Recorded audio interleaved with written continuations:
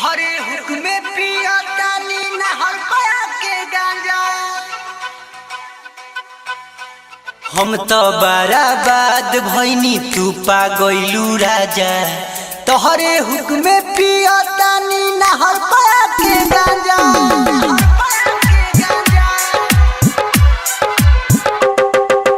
हम तो बराबाद भइनी तू पा गइलू राजा।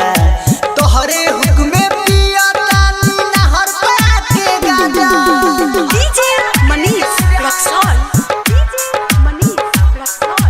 दिलवा में दर्द देखी चहल गइलू दादा।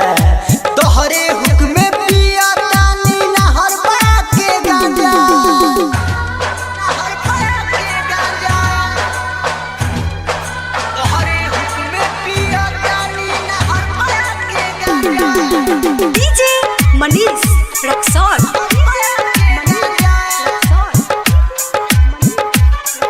Mix by Pallavi recording studio Parsa बाजार।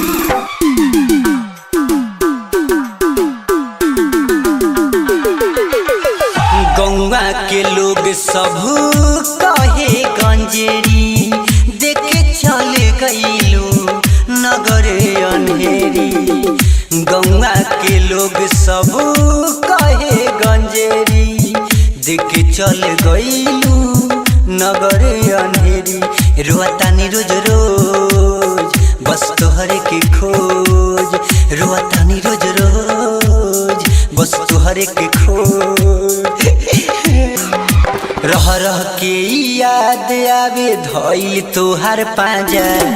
तोहरे हुक्मे पिया तानी नहर पया के गांजा। हम तो बराबाद भइनी तू पा गइलू राजा। तोहरे हुक्मे पिया तानी नहर पया के गांजा। नहर पया के गांजा। तोहरे हुक्मे पिया तानी नहर पया के गांजा। DJ Manish Raxaul. Mix by Pallavi recording studio Parsa बाजार।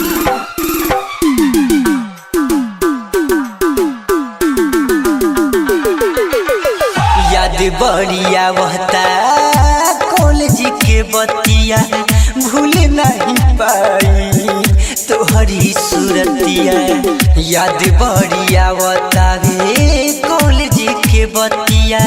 भूल नहीं पाई तोहरी सूरतिया। कहे ललुआ नादान तुर दिलुआ रमान। कहे ललुआ नादान तुर दिलुआ रमान।